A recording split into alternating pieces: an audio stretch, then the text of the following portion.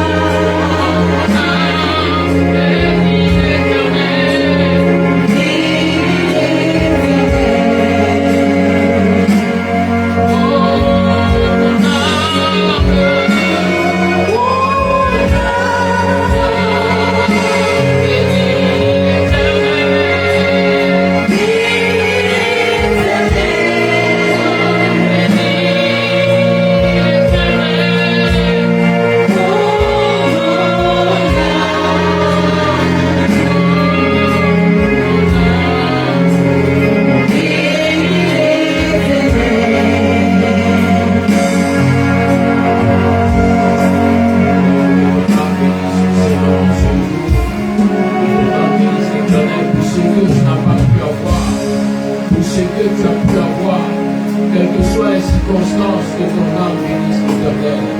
Car il t'a donné sa vie. Il t'a donné la grâce d'être en bonne santé. Il t'a donné l'énergie et le pouvoir de tenir sur tes pieds. Que ton âme puisse bénir son nom en ce matin. En ce jour, élève la voix et dis merci encore à l'Éternel pour ta maison. Les vents ont soufflé, les tempêtes ont été fortes, mais il a été pour garder ta vie. Il a été pour garder ta maison. Là où plusieurs sont tombés, là où même ce matin d'autres encore sont tombés, mais il n'a pas manqué de veiller sur toi. Que ton âme bénisse l'Éternel en ce matin. Que ton âme bénisse son Seigneur en ce jour.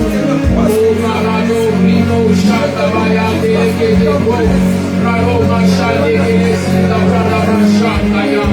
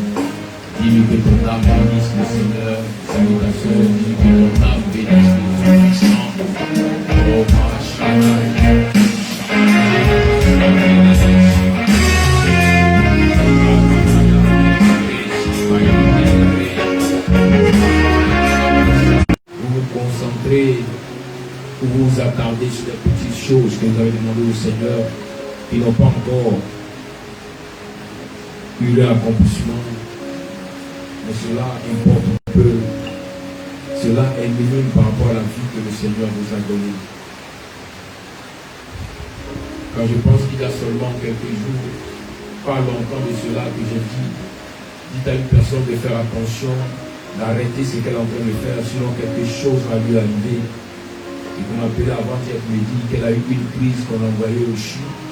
et que la mort l'a emporté en tenant son corps et à la mort. Bien-aimé, la grâce que Dieu te donne d'être en vie est meilleure que l'or et l'argent que tu recherches.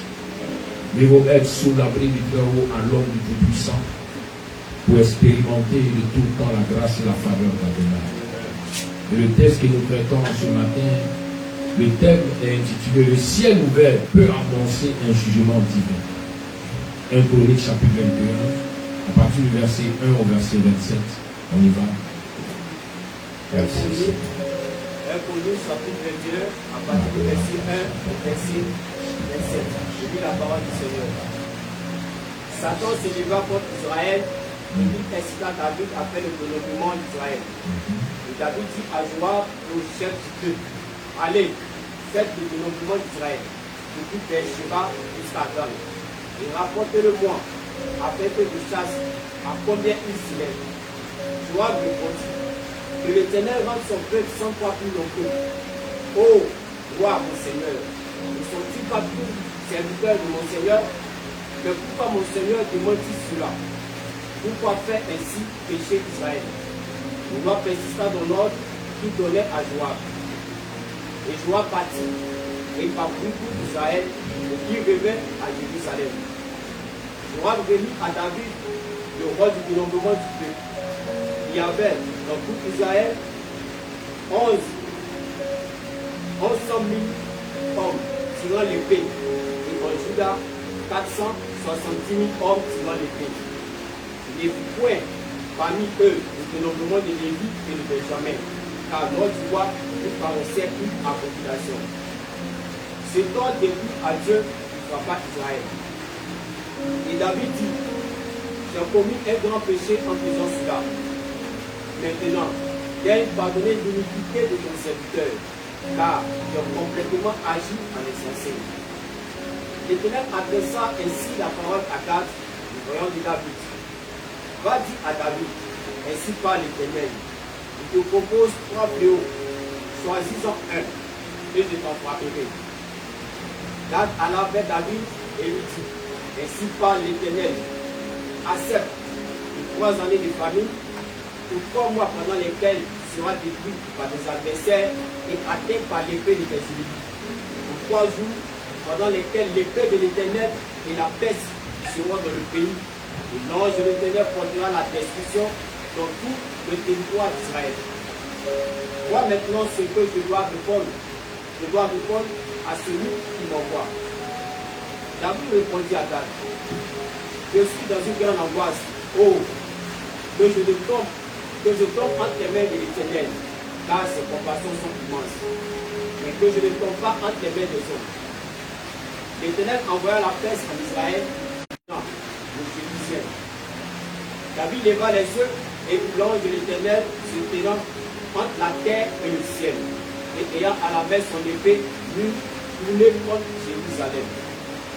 Alors David et les anciens couverts de sacs tombaient sur les visages. Et David dit à Dieu, n'est-ce pas moi qui ai ordonné le développement du peuple? C'est moi, Éternel, mon Dieu, que ta main soit donc sur moi et sur la maison de mon père, et qu'elle ne fasse point une plaie parmi ton peuple. L'ange de l'Éternel dit à Gad de parler à David, afin qu'il montât élever un autel à l'Éternel dans l'air d'Ornan de Jérusalem. David monta selon la parole que Gad avait prononcée au nom de l'Éternel. Ornan se tourna et vit l'ange, et ses 4 fils se cachèrent avec lui. Il foulait à l'autre du moment. Lorsque David arriva au point d'Ornan, Ornan regarda, et il aperçut David. Et il sortit de l'air et se postera devant David et toucha contre terre. David dit à Ornan, cède-moi l'emplacement de l'air pour que j'y bâtisse un autel à l'Éternel. Cède-le-moi, contre sa valeur en argent, afin que la plaie se retire de dessus le plus. Ornan répondit à David, prends-le, et que mon Seigneur le roi fasse ce qui lui semblera bon. Voir, je donne les bœufs pour l'holocauste, les chats pour le bois et le froment pour l'offrande. Je donne tout cela. Mais le roi David dit à Ornan, non, je veux l'acheter contre sa valeur en argent. Car je ne présenterai point à l'Éternel ce qui est à toi. Et je ne ferai point un holocauste qui ne me coûte rien. Et David donna à Onan 600 cycles d'or pour l'emplacement. David bâtit là un autel à l'Éternel et il offrit des holocaustes, des sacrifices dans son église. Il invoqua l'Éternel et l'Éternel lui répondit par le feu. Il descendit du ciel sur l'autel de l'holocauste. Alors l'Éternel parla à l'ange. Il remit son épée dans le fourreau. Amen. Amen. Absolument la paix du Seigneur. Le ciel ouvert pour annoncer un jugement divin. Bien-aimé, la fois passée, j'ai dit ici que lorsque le Seigneur ouvre le ciel, il ne le referme plus. Tant que l'esprit d'Adonai reste toujours à conduire la vie de la personne qui a reçu le ciel ouvert sur sa vie. Parce que tu as reçu l'esprit d'Adonai, alors le ciel restera ouvert. Mais quand bien même le ciel est ouvert, cela n'empêche pas Adonai de te témoigner sa fidélité, sa protection, mais aussi son châtiment. Nous voyons ici que le roi David Améler, a posé une action qui n'était pas normale. Il y a un interdit et David a commis cela. Même quand il a été rappelé à l'ordre, interpellé pour lui, David ne le fait pas. Quand le chef d'état-major a dit à David ne le fait pas, il a voulu insister pour présenter son orgueil. Il y a des moments bien aimés où le Seigneur pourra passer par certaines personnes pour nous demander de ne pas faire ceci ou de ne pas faire cela. Mais souvent, à cause du fait que le Seigneur est tellement amour, que les hommes se disent non, il est trop amour, il m'aime trop, quelles que soient les circonstances, le Seigneur est avec moi. Mais effectivement, c'est parce qu'il est avec toi qu'il va te frapper, parce qu'il est avec toi qu'il va te ramener à l'ordre.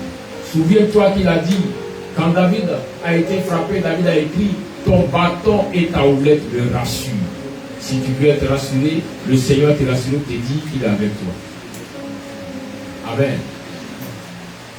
David commet un péché, un grand péché. Car le Seigneur avait interdit de compter les hommes. Parce que dans la prescription du Seigneur, dans Lévitique, dans Nombre, là-bas il dit, avant de compter un homme, il faut faire une offrande. David n'a ni fait d'offrande. David s'est levé, il a demandé qu'on fasse le dénombrement. Heureusement que le chef d'état-major, Joab, avait été sage. Il a obéi au roi, mais il n'a pas obéi en totalité. Il a compté une partie du peuple. Mais malgré cela, la colère d'Adonai s'est abattue, est descendue contre David. C'est celui-là même qui était reconnu comme l'homme selon le cœur de Dieu, celui-là même qui était reconnu comme celui que Dieu avait choisi. Bien aimé, il y a une chose que nous devons savoir dans la marche de la foi. Quand le ciel s'ouvre, il est avantageux pour l'enfant de Dieu qui voit le ciel ouvert sur sa tête de marcher selon la volonté d'Adonai pour ne pas vivre des choses qui vont l'amener à regretter le fait d'avoir connu Adonai. Oui, cela est réel.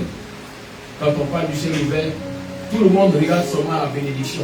Mais quand le ciel s'ouvre, à pleurer, et l'ange ne fera rien. Bien aimé, quand un ange descend, ce pourquoi il est venu, il va l'accomplir avant de retourner. C'est pourquoi avant qu'un ange ne descende, il y a un conseil qui se tient dans le ciel, dans le royaume, où une décision est prise. Alors qu'un ange descend, il vient accomplir ce pourquoi le Seigneur l'a fait venir. C'est pourquoi, quand un ange descend pour ta bénédiction, quels que soient les obstacles, l'ange viendra avec la bénédiction. Quels que soient les obstacles, l'ange viendra avec la bénédiction.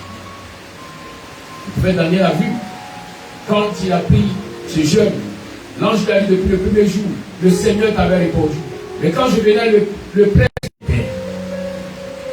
quand toi-même tu regardes, qu'est-ce qui viendra sur toi? Penses-tu que ce sera la bénédiction?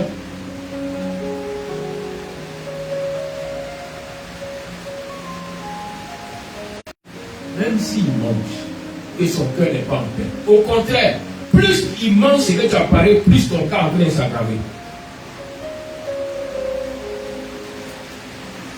Dis à ton voisin, ton cœur vient s'aggraver.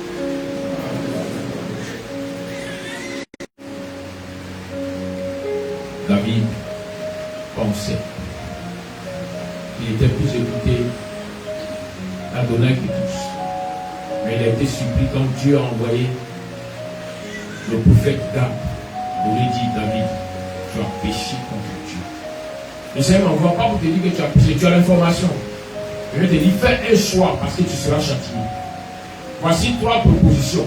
Comme le Seigneur t'aime, il te fait une proposition. Il te dit, voici 3 propositions, 3 traitements. Comme quelqu'un qui est malade, on va vous dire, il y a 3 traitements, fais un choix. Tu veux être mis sous perfusion, avoir des injections sur tel nombre de jours, ou être vraiment piqué à l'instant par combien d'injections. Fais un choix. Tout comme fait, tu seras châtié. Il n'y a pas, vous savez, il y a des limites, qu'il ne faut pas dépasser. Il y a des limites qu'il ne faut pas dépasser. Sinon, l'orgueil que tu as va devenir très petit.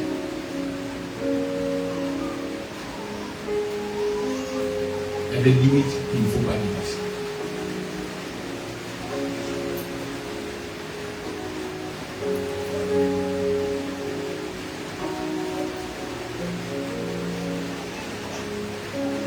Ça veut dire Dieu fut mécontent de cela. C'est pourquoi il châtia Israël. David dit à Dieu, j'ai grandement péché en faisant cela. Mais maintenant, je t'en prie, éloigne le péché de ton serviteur, car j'ai commis une chose très stupide. Souvent, il y a de ces personnes qui diront, Seigneur, je reconnais que j'ai péché, pardonne-moi. Seigneur, pardonne-moi. Le Seigneur sait que tu attends qu'il te frappe directement. Mais si tu te frappes directement, tu ne vas pas sentir la douleur. Non, tu ne vas pas sentir la douleur. Il va frapper là où ça va te faire mal. Que tu comprennes qu'il y a des interdits qu'on ne cherche pas à enfreindre, quelles que soient les circonstances. David pensait que le Seigneur allait le frapper directement. Il dit, Seigneur, c'est moi qui ai péché, frappe-moi. Dieu dit, non, je sais où je vais frapper quand tu fais mal. Tu as les parents qui sont là, tu as la famille qui est là. Quand je vais frapper là-bas, tu vas sentir la douleur. Tu ne vas plus jamais recommencer ce que tu as fait. Tu pensais que tu t'es déjà arrivé, que ton orgueil t'avait dépassé, alors tu allais faire ce que tu veux. Même quand je demande de ne pas faire cela, tu vas sentir. Même là où tu cries pour demander pardon au Seigneur, il te pardonne. Voilà pourquoi il ne te frappe pas toi-même. Mais il va frapper quelque part où tu auras très mal.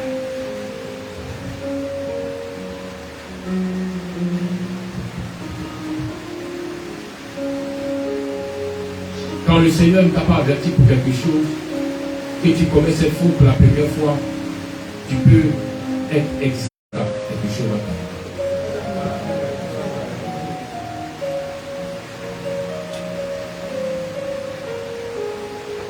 Souvent, il y a dit, non, Dieu est tellement amour que le Seigneur, non, même si on pêche, il peut nous pardonner. Mais quand quelqu'un qui a amour, rempli d'amour, qui ne peut jamais frapper, il vous dit que tout péché peut être pardonné. Et vous vous dites, sauf le blasphème contre le Saint-Esprit. Donc il y a des péchés en fait que Dieu ne pardonnera pas. Si tu ne sais pas. Ce n'est pas tout qui pardonne. Il y a des péchés qui ne pardonnera pas. Il y a des péchés qui ne pardonnera pas. Surtout quand tu blesses le cœur d'un père. Et puis tu n'as pas cherché à penser la blessure. Et tu viens te lever le jour de la fête pour dire, bonne fête papa. Tu es en train d'amener un marteau sur toi. Un châtiment qui sera réel. Parce que non seulement il pleure, il n'a pas fini d'essuyer ses larmes, et tu viens encore te moquer de lui. Parce qu'il verra cela comme une moquerie. Il dit, mais tu dis que tu m'aimes, tu es sûr, pendant que tu te comportes de la sorte. L'amour, ce n'est pas d'apporter les présents, ce n'est pas d'apporter les cadeaux. Mais l'amour, c'est de savoir se comporter vers la personne à qui on dit aimer. Quand j'apporte le respect, quand j'aime, quand je suis sincère, c'est plus d'apporter de l'or, c'est plus d'apporter des trésors. Aujourd'hui, quand on parle de faire des pères bien-aimés, moi, bien-aimé, je n'ai pas besoin de cadeaux. je suis venu te former. J'ai besoin que tu t'arranges à respecter l'esprit qui est avec moi. Si c'est les cadeaux bien aimés, un seul coup de fil, les cadeaux de millions tomberont sur moi. Ce n'est pas ce que je cherche. Mais toi qui viens devant moi pour me dire bonne fête, est-ce que ton cœur est sincère? Est-ce que tu n'es pas dans l'hypocrisie? Parce que là où tu joueras un double jeu, tu repartiras avec une malédiction.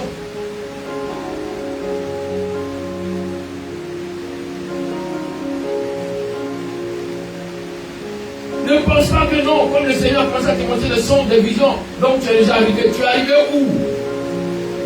Tu es arrivé où? Tu n'es simplement qu'au niveau supérieur des CP. Donc tu es arrivé au CP. Tu arrives seulement peut-être au CP. Même pas voir arriver au collège, pour dire au lycée, pour dire à l'université. Faites très attention. David pensait qu'il était trop loin et qu'il pouvait enfreindre la certaine loi du Seigneur. Et quand David a essayé, il a compris que l'Éternel est amour, mais il châtie celui qu'il aime. Il va te frapper parce qu'il t'aime.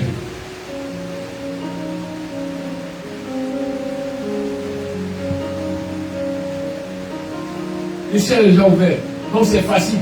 Pour que les anges qui bénissent descendent, c'est facile aussi pour que les anges aussi qui maudissent descendent. Dis à ton frère, pas de Dieu. Oui, c'est facile maintenant, c'est facile.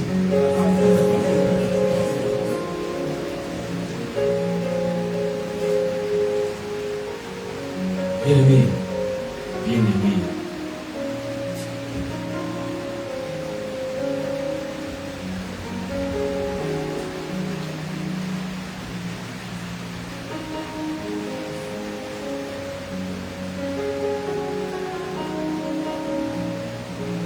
Le Seigneur dit au prophète Gad, va parler à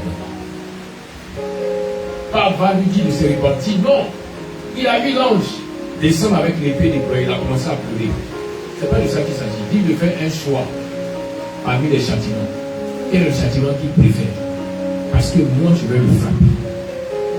Il s'est dit, mais le Seigneur, attendez, mais le Seigneur, quand même, il est amour. Vous avez se repenti. Bien aimé, détrompez-vous. Voilà pourquoi ceux qui ont fait des programmations, non Seigneur, laisse-moi faire un dernier 400 coups, et puis il y avait une demande pardon. Bien aimé, la manière dont tu as programmé, c'est comme ça que Dieu t'a dénoncé.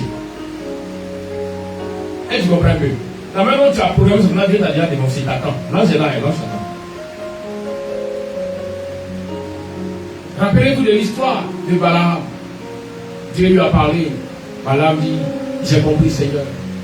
Mais plus les présents étaient en grand nombre. Il a dit que la première fois, le roi va envoyer des caisses d'or pour demander au prophète de descendre pour maudire Israël. Il a dit non, je ne peux pas aller contre la volonté du Seigneur. Mais la seconde fois, le roi a envoyé des caisses d'or qui pouvaient remplir une maison. Donc la quantité est montée.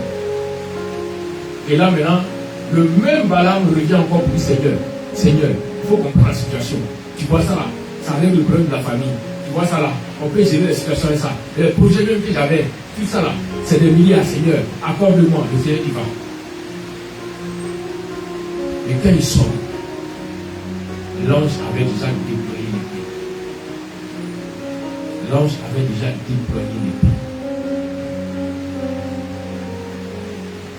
Même quand il a vu l'ange qui a déployé l'épée, parce qu'il est arrivé à un niveau où son intelligence était tellement réduite qu'il est devenu comme un animal. Voilà pourquoi quand l'âme lui a parlé, il a compris le langage de l'âme. L'argent a tellement étourdi son intelligence qu'il était arrivé au niveau d'un animal. L'âme lui dit, ne vois-tu pas l'ange qui a déployé son épée? Pendant que tu me frappes, qu'est-ce que je t'ai fait? Et quand tu vois l'ange, il crie au Seigneur, c'est le cas de David. Oh Seigneur, pardonne-moi, j'ai certainement désobéi. Mais l'ange lui donne la route pour voir, est-ce que, une dernière fois, il va continuer ou il va repousser chemin. Mais Balaam, assoiffé par l'argent, continue le chemin et il part. Bien aimé, quand Balaam arrive là-bas, il n'a même pas eu le temps de maudire Israël. Parce que Seigneur lui a dit, tu ne maudiras pas. Quand il a ouvert sa bouche, c'était les bénédictions qu'il envoyait sur Israël. Mais malgré cela, l'ange a tué Balaam. Il dit jamais un ange ne déploie son épée et puis il range l'épée sans qu'il ait travaillé. Jamais. Donc les anges ne déploient pas leur épée ici. Ils vont aller doucement. Ils vont parler. Ils vont intervenir. Mais quand ils déploient l'épée, c'est pas une fois qu'ils nous enseignent ici que les anges n'ont pas les sentiments que les hommes ont. Les émotions. Donc quand je vais pleurer, non, je ne connais pas ça. Donc détrompe-toi. Quand il prendra la décision de déployer, il va frapper. C'est sûr. Il frappe.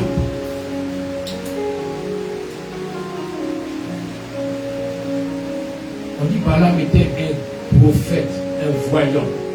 C'est ce qu'on appelle en hébreu un nabi. Et quand Balaam parle, ce qu'il dit arrive.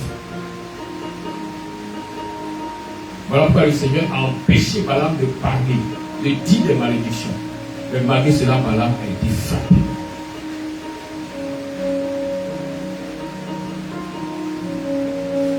Faites beaucoup attention. Nous sommes au 15 du mois de juin. Revoyez vos cartes. Revoyez votre manière d'avancer. Revoyez votre manière de vous comporter. J'insiste sur les maisons dans lesquelles les femmes n'arrivent pas à accorder du respect aux hommes et qu'elles viennent se mettre à prier. Bien-aimé, le ciel est ouvert. Au lieu que descende la bénédiction, une malédiction peut descendre sur toi. N'oubliez pas, lisez vos Bibles. Le Seigneur a établi l'homme comme le chef de la maison. N'oubliez pas. C'est pour toujours vous rappeler que quand vous vous mariez, on ne vous appelle plus par vos noms, mais on dit madame, et puis on met le nom du chef qui est sur ta vie. On ne t'a pas obligé. On n'a pas serré ton cou pour entrer là-bas. Accepte d'assumer ce qui est là-bas. Quand ça ne va pas, rentre en prière. Parle au Seigneur. Son esprit pourra peut-être apaiser le cœur, peut-être restaurer la situation. Mais ne te lève pas comme celui que Dieu a établi sur la maison. Bien aimé, quand Dieu établit quelqu'un, faites attention à la personne parce que le pouvoir que Dieu lui a donné pour être le chef de la maison, pour être le père de la maison, est un pouvoir qui peut bénir comme qui peut détruire. Voilà pourquoi plusieurs personnes ont vu par leur comportement malveillant leurs parents dire les choses et ces choses ont commencé à prendre forme dans leur vie. Et elles disent, mon père m'a maudit, ma mère m'a maudit, mais ça dépend de comment est-ce que tu te comportes. Dieu les a établis sur toi, fais attention.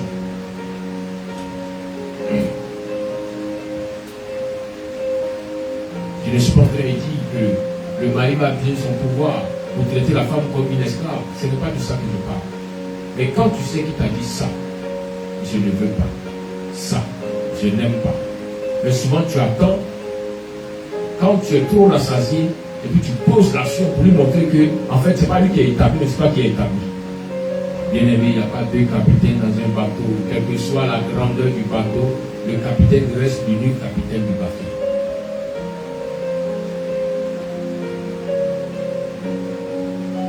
Dieu était le seul qui avait le droit de compter son peuple. David n'avait pas le droit. Certes, il était le roi, mais il n'était pas le Dieu de ce peuple. Voilà pourquoi le Seigneur a frappé David. Parce qu'il a fait quelque chose qui n'était pas admissible. Il a voulu prendre la place du Seigneur. C'est comme une situation se présente. Dieu se manifeste et puis tu veux récupérer la gloire. Tu risques d'être frappé par le Seigneur. Car le Seigneur ne partage pas sa gloire. Ce qui nous revient, nous revient de droit. Ce qui te revient, te reviendra. Mais ne prends pas ce qui ne t'appartient pas. Ne prends pas ce qui ne t'appartient pas. Apprenons à respecter les lois du Seigneur quand il établit ces lois. Comme je l'ai enseigné hier, il faut obéir à ces lois, garder son alliance pour que Dieu fasse de toi sa propriété privée.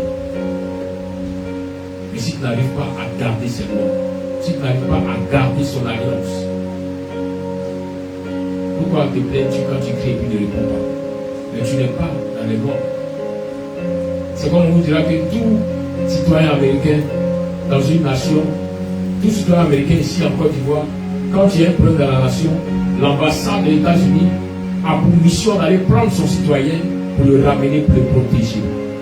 Et souvent les gens étaient choqués souvent de voir que quand il y a eu la crise en Côte d'Ivoire, les soldats américains sont sortis pour aller prendre des citoyens américains dans des quartiers. Et il est arrivé le moment où la situation était quand même douloureuse. Pourquoi? Parce que quand ils arrivaient, ils demandaient aux citoyens américains, est-ce que vous êtes mariés également? Ils disent non, c'est une camarade. On prenait seulement que les citoyens américains et on laissait la femme qui était là. Ceux qui ne comprenaient pas le principe ou la loi qui était établie disaient mais c'est méchant. Quand même, prenez tout le monde. Non, ils ne prendront que ceux qui le reconnaissent leur appartenir. C'est comme ça dans une maison, le Seigneur peut descendre, vouloir restaurer, vouloir bénir, vouloir délivrer. Mais quand il regarde, il viendra vers ceux qui ont gardé, qui ont obéi à ses lois, à sa voix et qui ont gardé son alliance. C'est ceux-là qui le reconnaissent comme sa propriété privée. Alors il va veiller sur ces personnes. Mais les autres qui ont côtoyé même cette personne, qui ont passé du temps, qui viennent même à peine de manger avec cette personne, ne pourront pas profiter de cette grâce.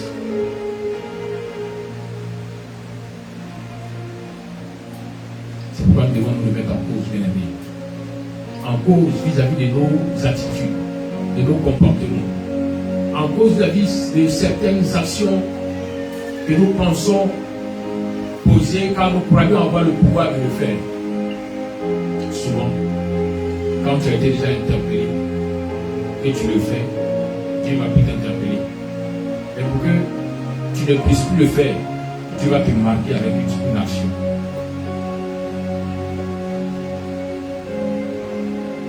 La vie a pleuré, c'est là où on séchit. Mais le fait que Dieu a dit, choisis entre les trois châtiments. Parce qu'Adonai va te frapper.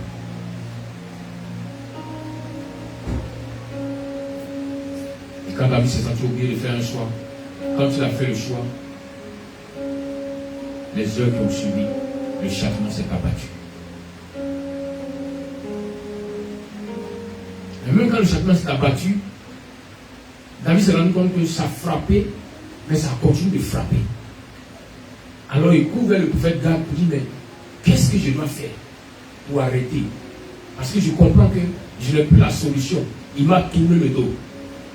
Gad va lui dire, va dans tel endroit, dans l'air d'Orna, va là-bas, va bâtir l'hôtel avec elle. Mais là où Gad vient de partir, l'ange du Seigneur avait déjà dévancé David. L'ange était descendu là-bas. Quand Orna et ses enfants ont vu l'ange, ils sont allés se cacher. Parce que ce qu'ils ont vu descendre, ce n'est pas pour la plaisanterie. Ils ont compris que l'ange qui est descendu avec l'épée déployée était venu pour détruire.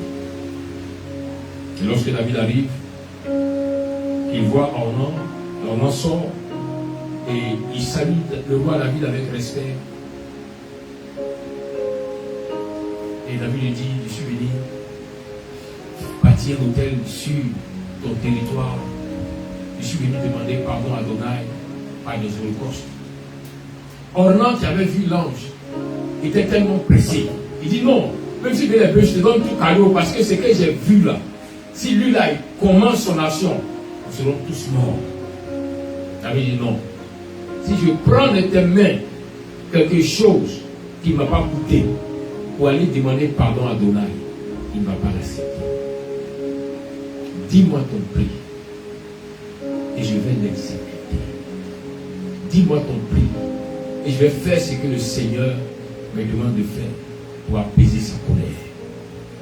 Et quand David a payé, écoutez très bien, quand David a payé, il a offert. Voilà comment l'ange, dis-moi le verset 27.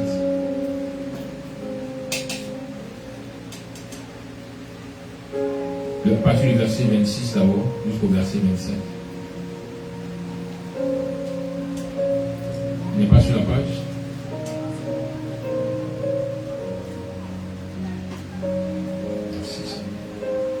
David bâtit là un autel à l'Éternel et il offrit des holocaustes et sacrifices à son grâce. Il invoqua l'Éternel et l'Éternel lui répondit par le feu qui descendit du ciel sur l'autel de l'holocauste. Alors l'Éternel parla à l'ange qui remit son épée dans le fourreau. Amen. Amen. Vous comprenez? Quelles que soient les pleurs des hommes, quand Dieu décide de frapper, ça ne peut pas empêcher l'ange de frapper. Il a dit à déployer l'épée. L'ange n'a pas de sentiments, il ne connaît pas vos émotions. Ça l'intéresse peu. La seule entité qui peut dire un ange, redis-toi, c'est Dieu. David a payé. Il a bâti l'autel. Il a offert des sacrifices. C'est quand le Seigneur a répondu. Et l'ange, il a dit à l'ange, redis-toi. Voilà pourquoi l'ange range son épée dans son four. Vous voyez, il y a des degrés de péché. Quand Dieu commence à te frapper, ne te fatigue pas pour pleurer, ça va changer, il va continuer. A-t-il pas dit que la parole est une épée à double tranchant? Oui, la parole d'Adonai, elle peut bénir, mais elle peut maudire. La parole d'Adonai peut t'aider à combattre l'adversité, mais elle peut toi aussi te combattre. Fais tout, en tout temps, pour demander à l'Esprit du Seigneur de te conduire. Car souvent de toi-même, par ton raisonnement humain, tu ne peux ne pas comprendre la volonté de Dieu pour une situation, pour une action, même pour ta propre maison. C'est pourquoi en tout temps demande au Saint-Esprit de venir t'éclairer. N'a-t-il pas dit que l'Esprit viendra vous conduire jusqu'à la fin du monde? Le monde n'est pas encore fini. Le monde n'est pas encore fini. L'Esprit va toujours te conduire. Même quand ça sera une situation qui est la norme dans ta famille, dans ta descendance, ne crois pas qu'elle est la norme selon le Seigneur. Elle peut être un péché devant Dieu. C'est pourquoi avant toute action, demande au Saint-Esprit de te guider, de t'éclairer, de te convaincre, afin que quand tu poseras l'action, que tu n'aies pas subi un châtiment divin. Si comme le roi David avait demandé au Seigneur, est-ce que je peux dénombrer le peuple? Le Seigneur lui aurait répondu, non, ne le fais pas. Pourquoi David, qui auparavant consultait Dieu pour aller au combat, consultait Dieu pour agir, mais maintenant qu'il a été établi roi, il commence à ne plus consulter le Seigneur, il fait les choses de lui-même. Souvent nous retrouvons ces genres de situations aussi dans des foyers où avant qu'elle ne soit dans le foyer, elle avait un bon comportement, elle respectait son mari, mais depuis qu'elle est entrée dans le foyer, son comportement a changé. Elle s'est dit, je suis déjà dedans. Et comme je sais qu'il craint Dieu, il ne pourra rien faire pour le faire sortir du foyer. Oh, bien-aimé, je vais te dire en ce matin qu'il serait mieux pour toi d'avoir épousé un païen. Il serait mieux pour toi d'avoir épousé un païen, oui. Lui au moins il allait te dire, allons nous séparer devant les hommes. Mais de même que la personne craint le Seigneur, et que dans sa crainte, son âme est en train de souffrir, son âme est dans la douleur, le Seigneur lui-même va intervenir pour le délivrer. Faisons beaucoup attention. Quand le ciel est ouvert, ça ne veut pas dire que tout est permis. C'est pas l'apôtre Paul qui a reçu la profondeur des enseignements du Christ, a dit à Pierre, a dit à André, a dit aux disciples qui étaient là, mais c'est vrai que tout est permis, mais tout n'est pas utile. Tout est permis, mais tout n'édifie pas. Attachez-vous à ce qui est utile, pour dire à ce qui sort de la loi de Dieu. Attachez-vous à ce qui va permettre aux gens, malgré les circonstances, de pouvoir chercher à se rapprocher du Seigneur. Souvent, nous voyons des foyers dans lesquels les hommes ne veulent jamais aller à l'église. Tout le temps, les femmes à l'église. Et quand on demande ton mari, il dit ça va. Mais en fait, l'homme est en train d'observer le comportement de la femme. Souvent, c'est le comportement, l'agissement de la femme dans la maison qui l'empêche d'aller à l'église. Il dit, mais si elle prie, et puis elle est comme ça, moi je peux faire comme ça sans prier. Donc souvent, à cause de toi, une âme est en train de se perdre. Elle pense que le Seigneur sera content. Là où il est dit que quand une âme est gagnée, il y a de la joie dans les cieux. Mais à cause de toi, l'âme n'est pas gagnée. Donc qu'est-ce qu'il y a dans les cieux? Il y a de la paix. Alors que le ciel est ouvert. Qui descendra? L'ange avec son épée. Quand tu es enfant de Dieu bien-aimé, tu es une lourde charge. Par ta manière de vivre, par ta manière de marcher, par ta manière de parler, le Seigneur va te prendre comme un canal pour amener des hommes à venir sur son chemin. Mais si tu refuses, et que malgré que tu es dans la maison du Seigneur, tu as toujours un comportement où tu agis de manière à chasser, tiens-toi bien, l'ange peut déployer son épée contre toi. Tu diras, mais qu'est-ce que j'ai fait? Non, tu ne sais pas ce que tu as fait. Mais regarde autour de toi, quelle est la douleur que tu as pris dans le cœur de ces personnes? Quel est le comportement que tu admets présenté en tant qu'enfant de Dieu?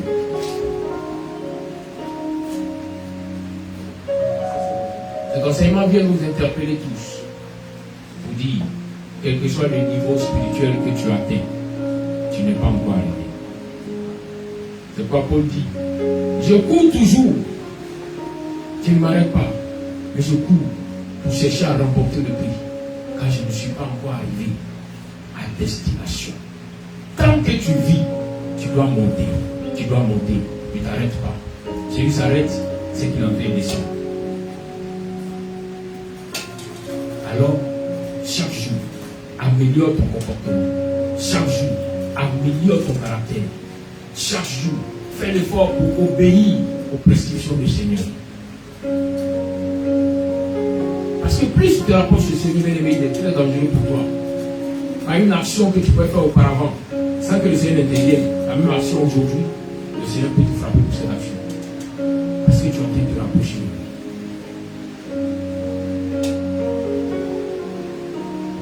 Je vous rappelle que David était l'homme selon le cœur de Dieu. Ce n'est pas David qui l'a dit, mais Dieu lui a dit aux hommes que David est l'homme selon mon cœur. Mais malgré cela, David a subi le châtiment parce qu'il avait désobéi. Il avait commis quelque chose qui était interdit par Adonai. Que l'Esprit du Seigneur puisse nous éclairer et nous conduire toujours à marcher dans la volonté du Seigneur, à faire sa volonté et à respecter ses prescriptions. À respecter ses prescriptions. Alors si je respecte le Seigneur en obéissant sa parole, je dois être capable aussi de respecter mon prochain. Ne pas chercher à faire ce qu'elle n'aime pas. Ne pas chercher à faire ce qu'il n'aime pas.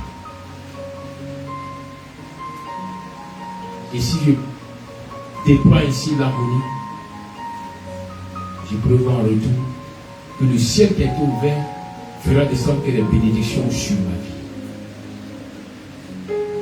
Car la volonté du Seigneur pour toi est écrite en 3 Jean 2 où il dit, je prie que tu prospères à tous égards et sois en bonne santé, comme prospère l'état de ton âme. Le Seigneur veut te voir prospérer. Mais pour prospérer, il faut obéir à la voix de Dieu, à la loi du Seigneur.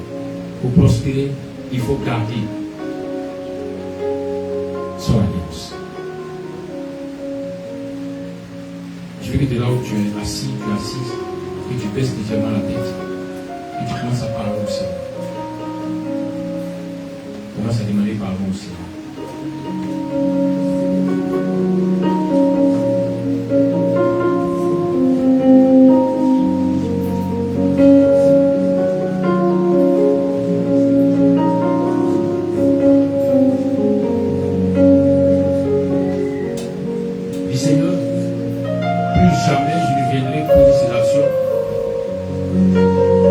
Si j'ai été interpellé une fois, je m'étais mis à cette interpellation de ne pas aller au-delà comme David qui a usé son pouvoir pour pousser Joab à faire ces choses.